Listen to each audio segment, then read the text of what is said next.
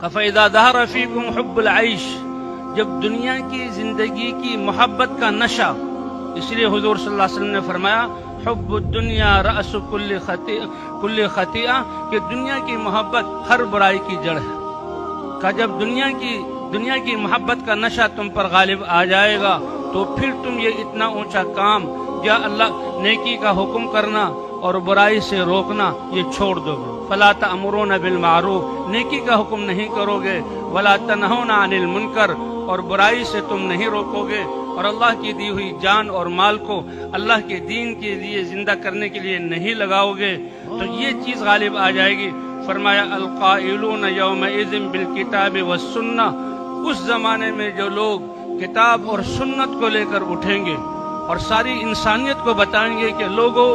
اللہ کی ذات پر ایمان لے آؤ، اللہ کے احکام پر چل لو، اپنے نبی صلی اللہ علیہ وسلم کے طریقے پر چل لو، کہ ان باتوں کو بیان کرنے والے لوگ ان کو اللہ کتنا اونچا درجہ عطا فرمائیں گے۔ فرمایا کہ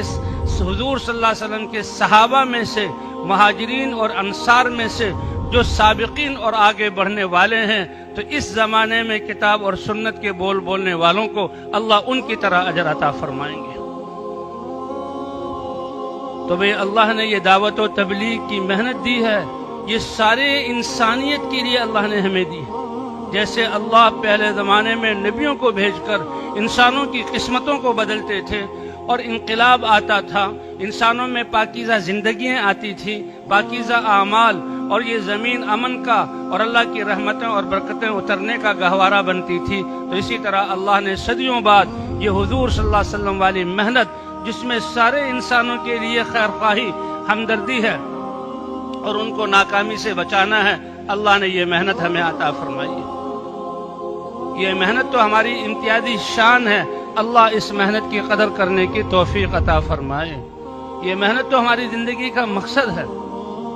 عبادت پر اللہ فرماتے ہیں رزق دوں گا، اس محنت کرنے پر اللہ کی مدد ہوگی، اور جب اللہ مدد کرنے والے ہوں تو بتائیں ایسی قوم کا کون سا کام رک سکتا ہے اور کون سی مخلوق ان کو نقصان پہنچا سکتی ہے۔ ان تنصر اللہ ینصرکم، اگر تم اللہ کے دین کی مدد کرو گے تو اللہ تمہاری مدد کریں گے۔ اور اللہ کے دین کی مدد کیا ہے کہ یہ دین جو پوری انسانیت کے لیے ہے، اس میں زندہ کرنے کے لیے اپنی جان اور مال کو لگانا۔ اس امت کو تو چنا ہوا ہے، وہ اجتباکم، اللہ نے تمہیں چنا ہے اس کام کے لیے۔ تو بھئی اس کے لیے اللہ نے یہ محنت دی ہے، اور یہ محنت زندگیوں کا مطالبہ کرتی ہے کہ ہم یہ عزم کریں، اس ذمہ داری کا احساس کریں کہ اے اللہ تو نے ختم نبوت کی وجہ سے ساری انسانیت تک پیغام پہنچانے کی ذمہ داری دی، اب تک جو کوتاہی ہوئی ہے اے اللہ وہ معاف فرما دے، اور بقیہ زندگی اے اللہ اب یہ بقیہ زندگی ہماری تیرے پیغام کو مخلوق تک پہنچانے میں اور انسانوں کو تجھ سے ملانے میں اور تیری رحمت سے فائدہ اٹھانے والا بنانے میں اور آخرت میں کامیاب ہونے والا بنانے میں ہماری زندگی اس میں صرف ہوگی، تو اللہ ہماری مدد فرما کر ہمارے کاموں کو بنائیں گے۔ تو بھئی کیا خیال ہے، اس کے لیے تیار ہیں ہم سب انشاءاللہ؟ ہاں، کافل القائلون یومئذ بالکتاب والسنہ، اس زمانے میں کتاب اور سنت کو بیان کرنے والے اللہ مہاجرین میں سے جو صحابہ میں سے مہاجرین اور انصار میں سے سابقین ہیں، اللہ ان کا اجر عطا فرمائیں گے۔ ایک روایت میں فرمایا کہ آخر زمانے میں جو دین کی محنت کرنے والے ہوں گے، اللہ ان محنت کرنے والوں کو 50 آدمیوں کے محنت کے بقدر اجر عطا فرمائیں گے۔ تو صحابہ کرام بڑے حیران ہوئے کہ محنت ایک شخص کی اور ایک شخص کے بقدر اور اجر 50 آدمیوں کے برابر۔ تو صحابہ اسی پر حیران تھے۔ صحابہ نے پوچھا اے اللہ کے رسول 50 انہی میں سے ان کے برابر یا 50 کوئی اور؟ اللہ کے رسول نے فرمایا نہیں، وہ آخری زمانے میں جو محنت کرنے والے ہوں گے ان میں سے ہر ایک کو تم میں سے 50 آدمیوں کی محنت کے بقدر اللہ ان کو اجر عطا فرمائیں گے۔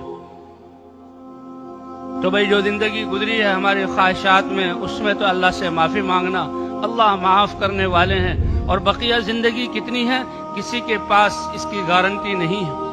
حدیث میں تو آتا ہے صبح کی ہے تو شام کا انتظار مت کرو، شام کی ہے تو صبح کا انتظار مت کرو، بلکہ ایک حدیث میں تو آیا ہے کہ سلام ایک طرف پھیروں تو اس کا یقین نہیں کہ دوسری طرف سلام پھیر لوں گا۔ اور اللہ کا معاملہ اتنا عجیب ہے کہ انسان دل میں پکا عزم اور ارادہ کر لے، اے اللہ میں نے اب اس محنت والا بن کر رہنا ہے، تیرے پیغام کو دنیا میں پہنچانا ہے، تو اللہ کے ہاں یہ انسان اس محنت والا لکھ دیا جاتا ہے اور اس محنت والا شمار ہوتا ہے، اور اللہ کا معاملہ اسی کے بقدر ہوتا ہے۔